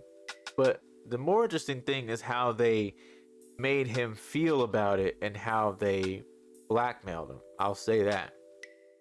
Like the process is different from what I remember than what I'm reading on Wikipedia. Like they made it out to seem like he actually did it on Wikipedia. But when you actually go watch the doc, you're like, huh, you know? Let's see. Sean says he's into roller skating now. Oh, snap. Oh, you got your rollerblades on, like rollerblades, or you do like the four-wheel box thing? Well, like you said, roller skates. Okay, roller skate. Okay. Well, hey, that's good, man. That's a good way to stay in shape and have fun. You are the roller skate type. I will say that. it fits. Quad skate. Okay, it fits. Your love for music, the way roller skating is just all fun and like if it's a party on the floor, or on the rink, it's a party on the rink. That's you. Like, let me know when you start skating backwards and doing a thing where like you do this and that. I need to see it.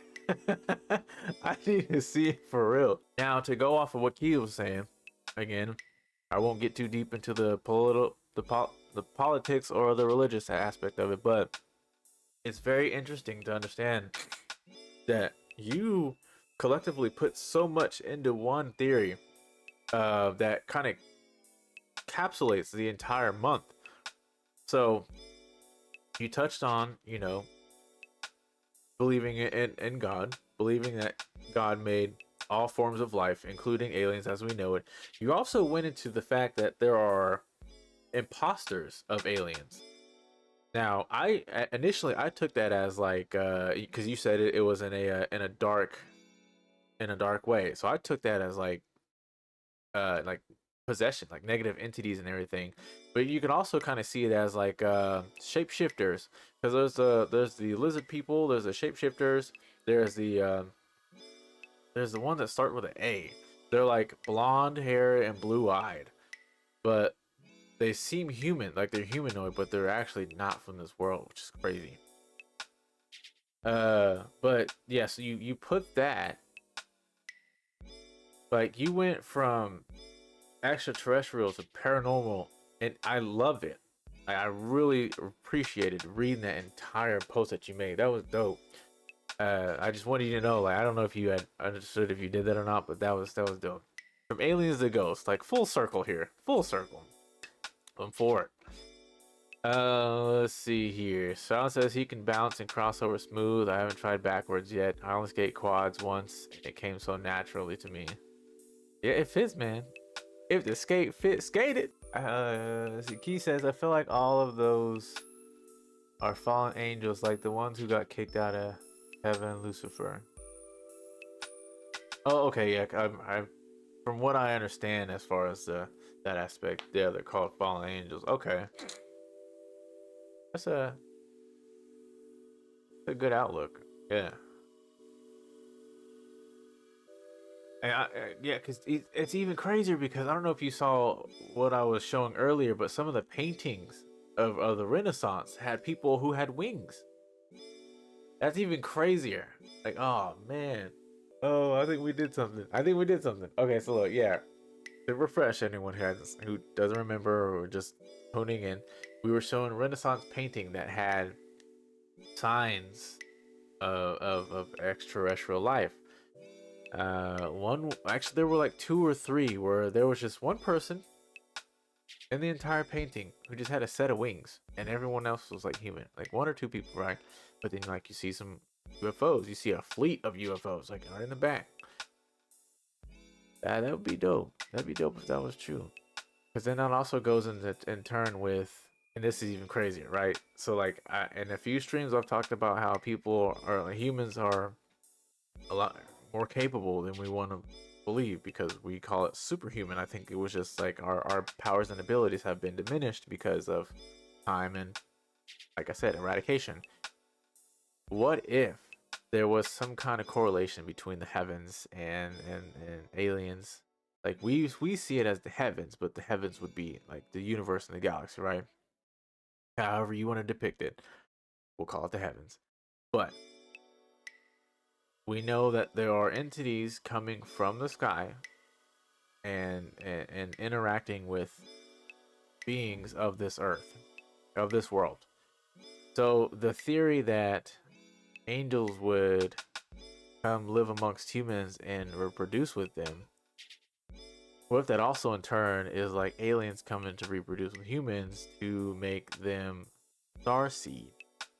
And whether it's angels or aliens or both, that's the reason why we're known, like it's rare to see people have like superhuman abilities or capabilities, right? Like what if all that was true? Like huge theory to really think about, right? We can do this all day. We can do this all day. So I really wish I knew what I was going with that from Stan, because I feel like there was something important I really wanted to say. Oh yeah. Okay. All right, I remember now. So before we get into Skinwalkers for a second, the reason why I wanted to come from this next topic from Stan is because everything's been going. Just I've been like unconsciously doing it. It's like one by one, it all connects. So Stan was the one who was pretty much set up. There, you know, like I said, they changed the macros in his computer, so like he went to click on the start button, a message would show up in the middle of the computer. Last warning, champ. Let's not do this. Try to open up a web browser. Hey, we warned you, right? Check your files. Went to check his files. Gone. Everything gone. Message, right? So he was set up. Now, what's been known before him that I researched is that there. Do you guys remember the movie, the franchise Men in Black? If you do, I want you to. Here's a little bit of homework for funsies. Google the real Men in Black. I will do it with you.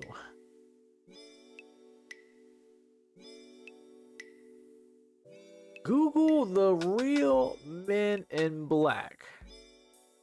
Now, here's the funny part. Like I said before, anything that you see in the media has a grain of truth in it. Anything in sci-fi has a grain of truth. Men in Black, we all know, Mr. Slap. What Chris Rock say? Will Suge Smith?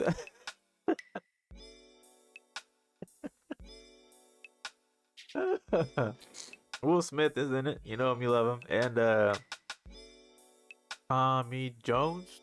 No. Tom Jones? I don't know.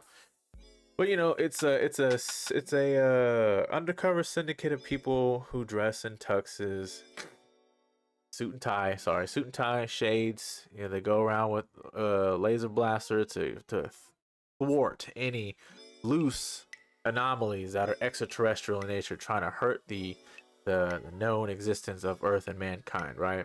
Tommy Lee Jones, thank you, sir. So, the idea of Men in Black actually stems from the true Men in Black.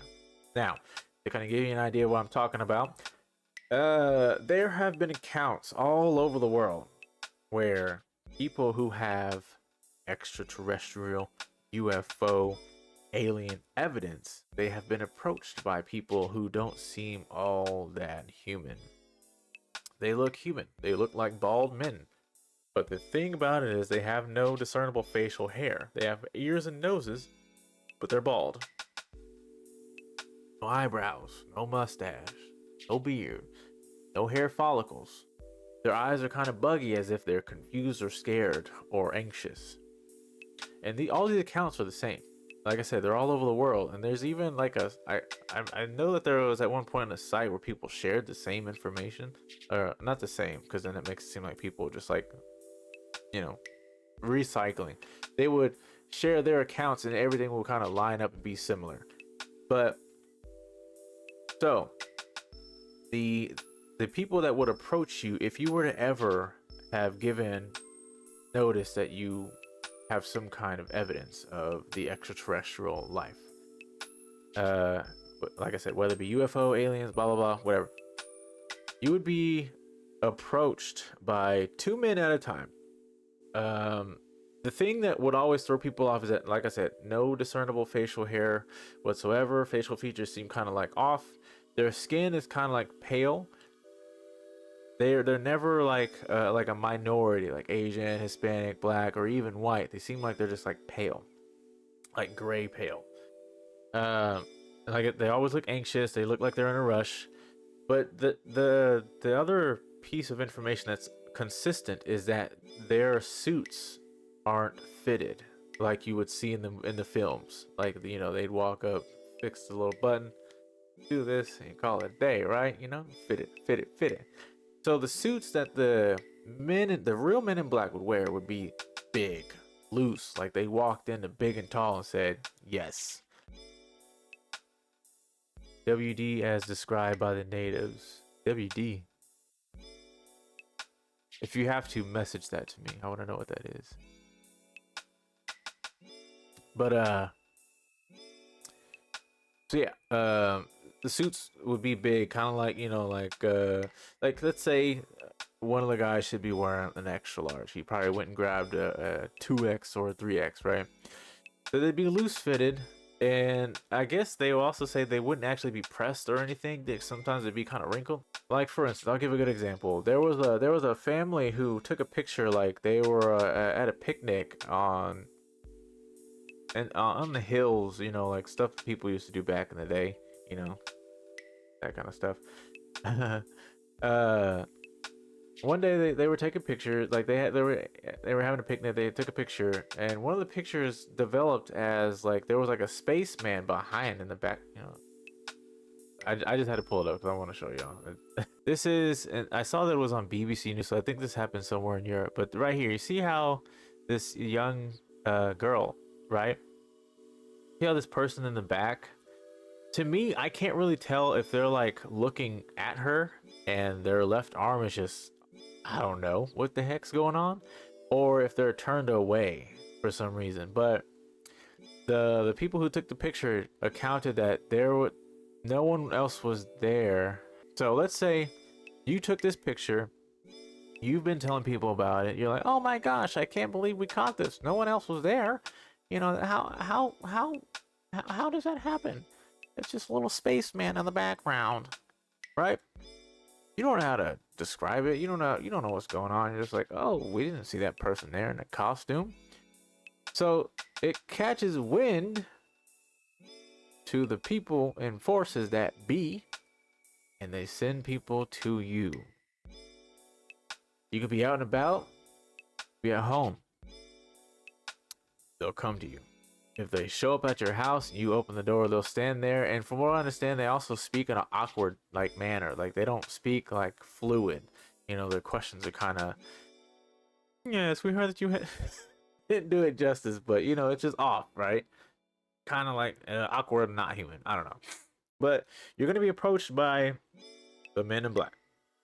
They're going to ask you about, your evidence that you said that you found. Hey, heard that you got a picture of some UFOs and some spacemen. You got that? Oh no, sorry. You sure? We would really appreciate it if you just didn't share that. You mind handing that over? Oh yeah, no, sorry, we got rid of it. All right.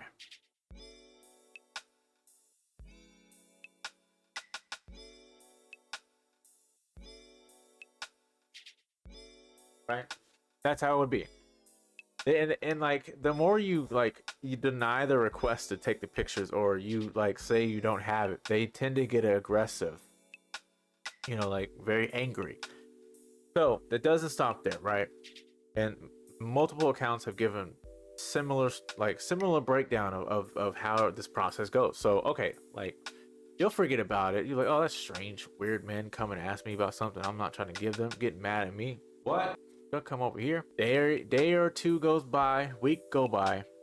You may be seeing them outside your home, parked, walking around, just waiting for you to leave.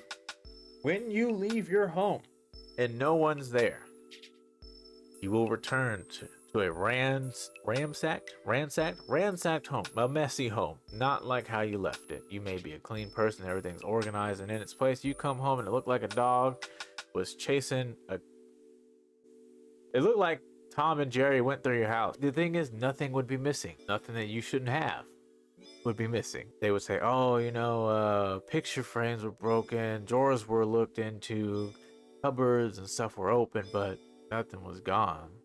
Almost like they were looking for something, right? You've told them you didn't have it, and you don't have it, nothing missing. But if you did happen to have it, that's gone. I do remember reading one account where it was in Asia. I want to say Tokyo, not sure, but it was It was an Asian young gentleman. He said that he went into a restaurant to eat after revealing that he had some UFO video or picture or something like that. He goes into the restaurant. Two people, about 5-10 minutes later, follow in, and they're looking out of place. Tuxes don't fit. Or I'm sorry, I keep saying tuxes. Suits don't fit. Skin's not right. No hair to be seen on either one.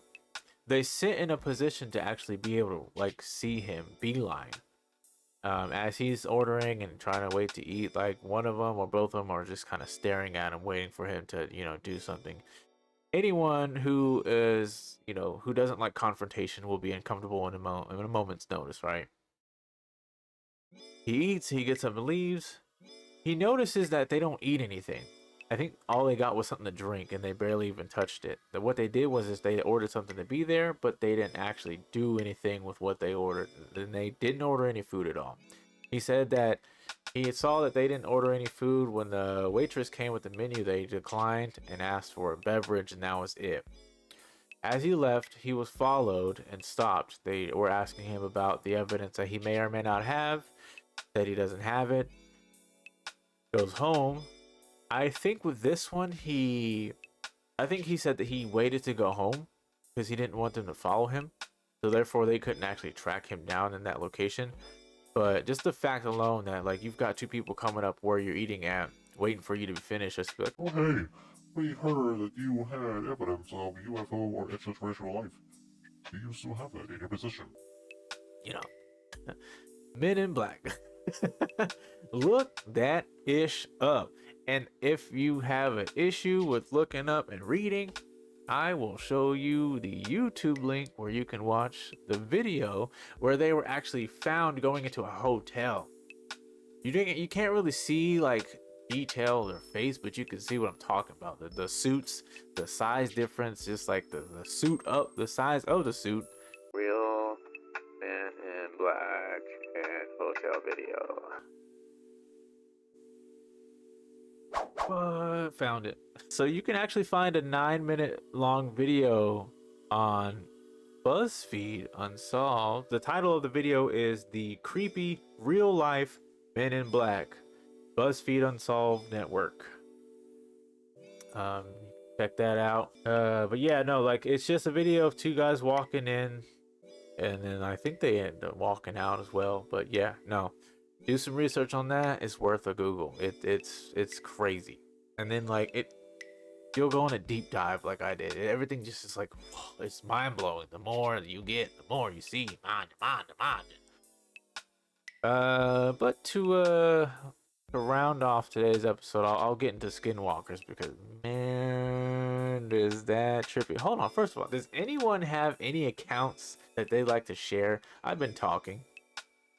Does anyone want to share any UFO stories, UFO experiences, any abduction stories or experiences? You know somebody who got probed in their ass. Did you get? Never mind. I don't want to ask that question. Yeah, or just like something interesting that you've heard or seen. Does anybody want to share? I'd love to hear. Give myself a break for a second. All y'all been doing is listening to me talk. Sound like a crazy person. I feel like Bernie Mac on Mad Santa eating the orange. He says, "I don't have one of those. I'm so sorry." Oh, it's all good. No need to apologize. I know you with the feds too. Got to keep it on. Shh. I'm playing. I will say this. I know there's some kind of like video circulating around where one of the. So I was talking about Roswell earlier. I think one of the surviving extraterrestrial entities was interviewed before passing. I know there was also another alien entity that was interviewed by the government, and there was a video posted. I don't know if it's real or fake. I want to say I want to believe it's real, but I'm understanding to the possibility it's probably fake. But if you look that up too, it'll kind of make you think differently about life. Because it's a good video nonetheless, real or fake. And the weird thing about the video is that the alien that's being interviewed, they kind of have him sitting in the dark. So that's kind of where like the red flag is raised on whether or not it's fake, because then it's like, okay, you have an animatronic and you don't want to see it that it's unfinished. Like you're kind of trying to create this ambiance that is sinister and like, oh my god, it's an actual alien. I think I found it. Yeah, showed it. Showed it. If you go on YouTube, it's on the channel. I'm seeing it's on the channel TV Mix TV NA Prani. It's called Blue Book Alien Interview. That's what I'm seeing. Let me see how true that is, because I thought I seen Blue Book somewhere else. Hold on. Okay, Alien Interview and Project Blue Book. Look that one up. Yeah. So yeah, I would give that a look, because they have it's really interesting to watch. It's just that crazy. Like to see an actual alien just sitting there, like he's kind of like slumped. Oh, this one's kind of different. What is going on, guys? I don't know. Yeah, just take your pick. Do your research. All right. So yeah, and lastly, skinwalkers. You may have heard about Skinwalker Ranch, skinwalkers and such. So the biggest craze about skinwalkers these days is that they're like shape shifting, um, life draining entities. You may or may not have heard about Skinwalker Ranch. It's an actual location. I'll go ahead and pull that up for everyone. There's a show on Netflix, The Secret of Skinwalker Ranch. Oh, I think I've already seen some of that. I didn't know it was 4 seasons long. Why? So Skinwalker Ranch and the surrounding area have been referred to as UFO Alley since the 1950s, when numerous anomalous events and strange activity began occurring. I remember seeing something about it. Like there is actually something I watched on it. But there's a lot of content on Skinwalker Ranch because it's big. So to kind of give you an idea of what I remember when I was watching it, and to understand, the ranch is huge. One of the owners at one point in time, one of the accounts is that some guy owned it. I think it was him, his wife, and his son that lived there. He has cattle, livestock, and all that. He notices that some of the livestock, when he would wake up, day after day, like some of them, he'd go out there, like it's just like carcass, like they're drained. It's almost like chupacabra stuff, but in bigger proportions. But like it's not even like how chupacabra is, like there's like a bite mark and like they're just drained of blood and like there's still kind of like some meat. No, the livestock would be so drained, like their whole entire skin and body would be gray as if zombified. And like they kind of be like ripped open. So that would happen often. Another account would be that every now and then they would see some kind of humanoid figure, small, kind of like white, pale skin, humanoid looking for sure, but it would like walk like this. It looked kind of scary. And another one I remember, I guess that at one point in time, with the livestock that one of these owners had in their lifetime, they were met with a huge, like, wolf, like standing as tall as a man, 6 foot man. But I think they said that this one was standing at like probably 7 or 8 feet. I remember. But the wolf was trying to take one of the livestock, and the man had what, like, I guess he was in bed, woke up to the sound of like the attack happening, looked out, saw what it was, went to grab his shotgun, and I think it was him and his son. They went and got guns. They went out there and saw how big it was, how big the wolf was, right? It was trying to eat through the cage. It was like one of those like bar cages or bar gates, and it was trying to eat it through the gate. And so the guy said he took one shot at the wolf creature, and it was unfazed. He said he had to pop more and more shots into it just for it to be like, kind of like, all right, time to back off for a second. I think at one point he said that he had shot it in the face or the head, and as it kind of like was like, okay, that one, I felt that one. He said that as the wolf pulled back, he was staring at it. I think with like one round left, and he could see the skin almost look like it was healing itself. But it was at that point like the wolf kind of understood what it was dealing with, and it wasn't going to get the livestock at that time, so it had left. There's been multiple accounts from Skinwalker Ranch, accounts of UFO sightings. It's like a hot spot for UFOs. Like I said earlier, it's known to be UFO Valley. Uh, Walker of Navajo. So its name is taken from the Skinwalker of Navajo legend concerning vengeful shamans. Okay. Oh, here we are, right here. 512-acre property in Utah's Uinta Basin. Damn. 512 acres of paranormal. That's a whole lot of activity. So yeah, UFO sightings, uh seeing and hearing UFO, seeing a UFO hover over livestock being beamed up. Beam me up, Scotty, Milky, Cowie, Mooey, whatever. And then of course waking up seeing the livestock drained, or I think there was also a few accounts they stated that, well, livestock would go missing, but like when they would actually traverse the rest of the, or just around the other parts of the ranch, they would find the missing livestock elsewhere, like outside of the lines of the ranch itself, where the fences and the gates are so high, a cow's not going to get over it.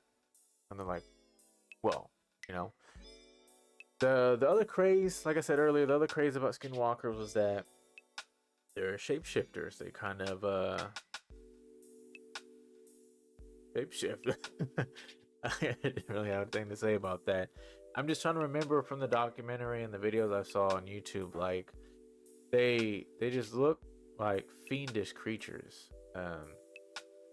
Something that you would see out of Lord of the Rings or Dungeons and Dragons. I don't know.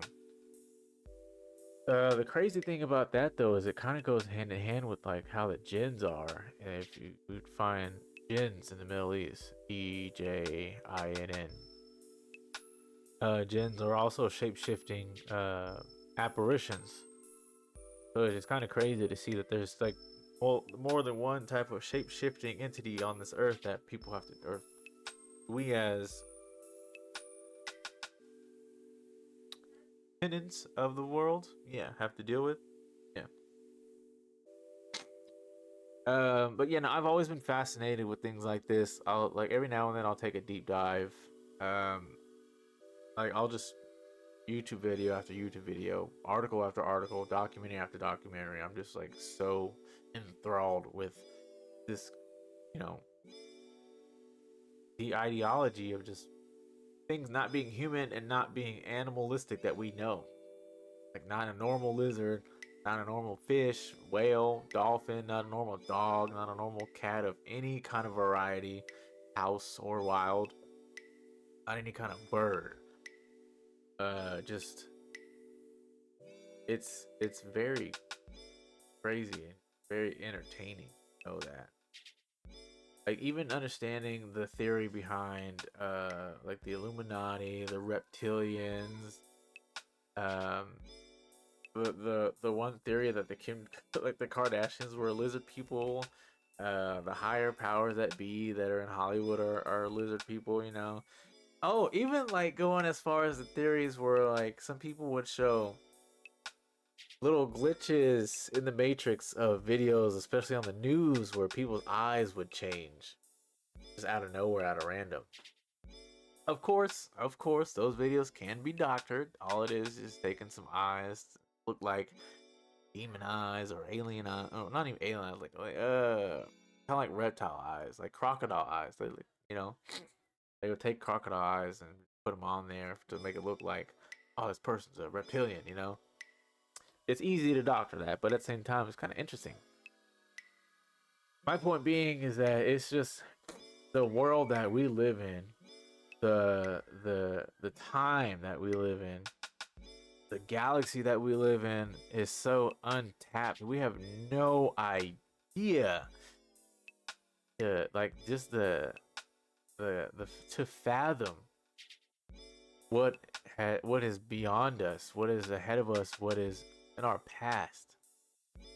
Like what lived with the dinosaurs, what lived before the dinosaurs, you know? Like it's just the spookiest thing about this topic is to really sit there and be like, I am but a grain of sand in the lifestyle, or not lifestyle, in the life and time that is the, what do they call that thing? Hourglass. Sands of time. I am a grain of sand in the sands of time. Now, if you really want to put it into a bigger, more haunting perspective, imagine you being a grain of sand and the hourglass being the size of the entire galaxy. Have fun sleeping at night. But, you know, that's just, I like to think crazy things like that, you know? And I'll say this, I don't care what nobody say, dragons are real. Dragons are real. Bones are being found. And also, the theory that dragons might have had bones like birds, they were hollow, so you're not gonna find them. But yeah, no, all in the likeliness of Halloween, you know? Enough with the werewolves and ghouls and zombies and mummies and stuff. Like, let's talk real stuff. Let's talk stuff that we've seen and known. Show me that Loch Ness monster. Like, who's gonna be like? That'd be a good costume. Like, if you ever have one year where you just want to be fun with some friends, figure out how many people you need to make a Loch Ness monster costume. I remember finding out about Loch Ness monster, and I was really excited because that was the closest thing that we would have to a dinosaur. I was really big on dinosaurs when I was a kid, like tremendously interested in dinosaurs. I knew names. Like I knew more than like 50 different dinosaurs at one point in time. As a kid at like 8, 10. But yeah, no, just finding out that Nessie was a thing, I was like, oh, this is dope. We need that. And I thought as a kid, one day we would be able to see Loch Ness, but not yet. Still waiting. Oh, and then also kind of go back on like aliens and UFOs. Has anyone ever heard about underwater bases? And oh, but I came back to it. So there's actually, I think I've been hearing somebody said that they seen or stumbled upon or found or know about. There's an actual base in Antarctica. Like there's an unknown base, but there's been sightings of disc like objects and cigar-shaped objects flying in and out of it, which would make sense because if you think about it, space is cold. The coldest place that we got is Antarctica. If extraterrestrials have to create habitants on this planet, I'm assuming they'd have to, you know, kind of be with the elements that they're used to. Cold. Gotta make sense now. I'm saying it out loud.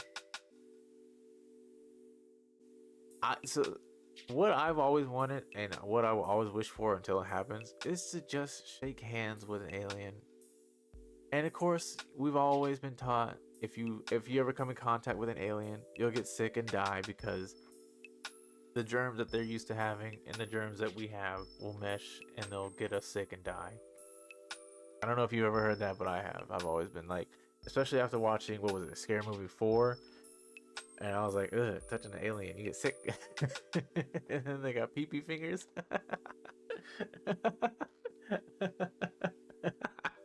But pee pee finger. I've always wanted to do that. Like, cause here's the thing. Here's how you stop making them scary. Just Invite one over. Because we've always had, especially in movies and media, we've always depicted them as, oh, take me to your leader and all this stuff. Like, why would they have to ask that? They know the radio signals that it. Oh, and then another big thing about aliens too. Same topic. So another thing is that radio signals have been sent back and forth to satellites for TV. There have been records that broadcasts have been interrupted by aliens to give us subliminal messages. And I will pull up one for you guys right now to look at. I'm looking at a PBS article. Whistleblower tells Congress the U.S. is concealing multi-decade program that captures UFOs. Huh. Captures them like Pokemon? In 1977, someone claiming to be an alien took over this live UK broadcast on ITV's Southern Television franchise. The strange voice, which came out of nowhere, announced an important message to all Earthlings, which was taken very seriously by authorities at the time. Never mind. Not me.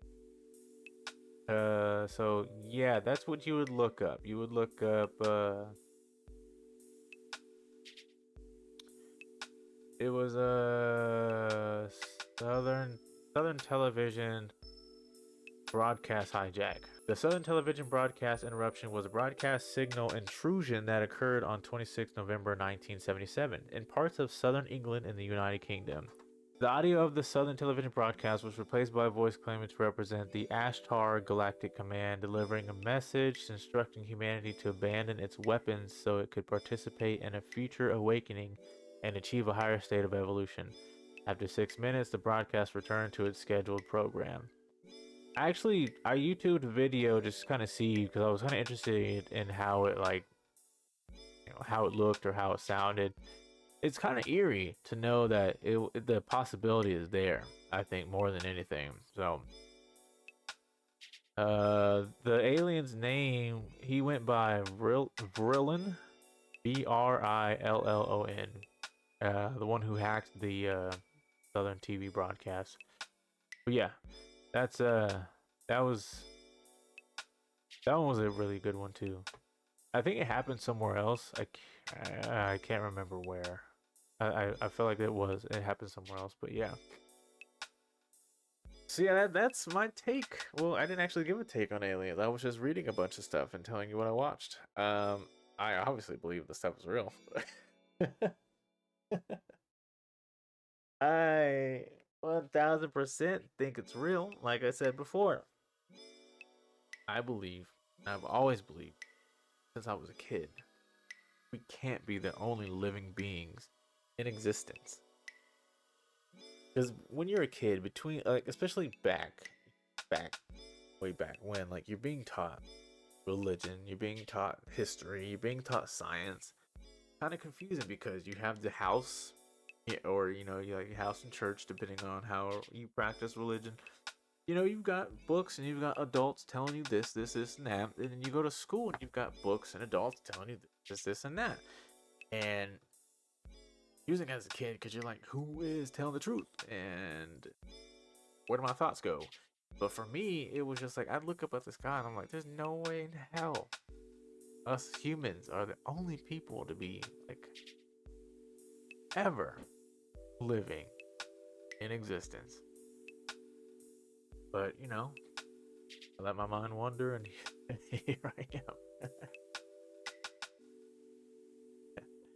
But like I said, the one thing I would really want is to alien, not to geek out, not to ask any I just want to actually just have a conversation to understand you know what anybody else would want to understand. I guess I enjoyed myself.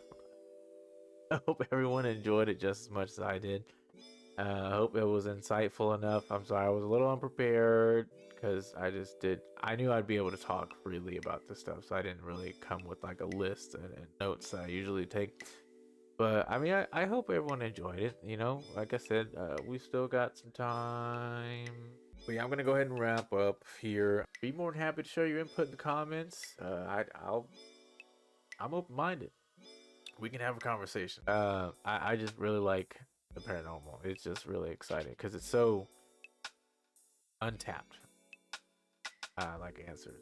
I mean, sci-fi. Who doesn't like it? But that's my time. Again, thank you everyone for tuning in, joining in, watching, supporting, showing love.